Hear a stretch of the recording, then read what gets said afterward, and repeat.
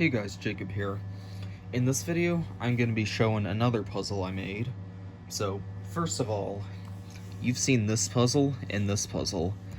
This right here is the Octaminx. I made this one a while ago. It is the octahedral variant of the pyraminx, because the pyraminx has edges that can be swapped around along with tips. The same goes for this one, but with more pieces. So the solve is similar. I then went on to make this one, the 2-layer version, which is just the tips, along with its tetrahedral counterpart, a pyraminx with just tips.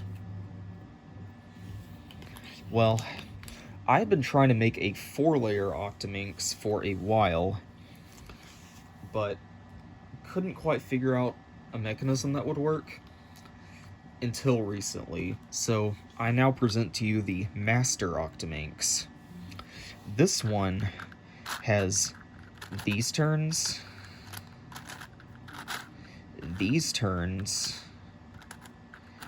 and the tips. So while this one is an octahedral version of this one, this is an octahedral version of a pyraminx. This is an octahedral version of the master pyraminx. The master pyraminx has this layer, and this layer. So what I struggled with specifically was finding a mechanism for the second layer. So first of all, what I figured out was that the master pyraminx was just a Jing's pyraminx, but with more cuts. So a master pyraminx just turns like that. It's just a pyraminx plus centers minus tips. So you can actually use a master pyraminx like a Jing's pyraminx if you only turn the outer layers. I use the same principle for this one. So first of all, you may remember this puzzle. It is basically the octahedral variant of the Jing's pyraminx. It's a 3x3 shape mod, and I figured out that this puzzle is just this puzzle with extra cuts. So you can see the similarities. You can turn it like that, like that. So I had to figure out a way to cut along here, because that's what this is. Had to figure out a way to cut along here and find a mechanism that would work. The problem I ran into was the centerpiece getting in the way. The corners of the centerpiece would stick out and prevent it from turning. So the inner layer would work, but the second layer wouldn't. So one thing I did was I did a conical layer. So it's actually it's a circular layer that is wider at the bottom than it is at the top. So that also allows for extra grip.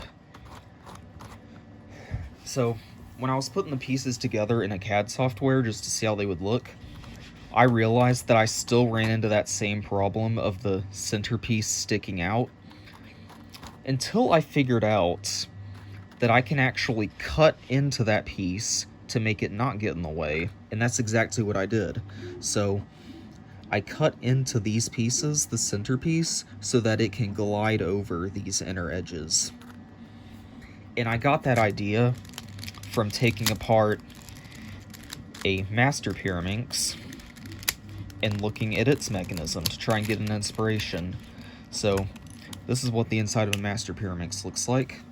And if you look closely at the center, you can see how you got this part, and then it's like cut in right there so it can glide over this piece.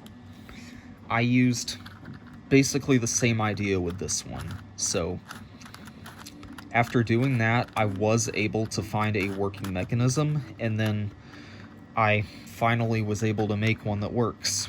So, yeah, I'm starting to run out of things to say. So, I'm just going to end this video off by showing all 8 of these puzzles that I have out and how they kind of relate to each other. So, first off, you got these guys,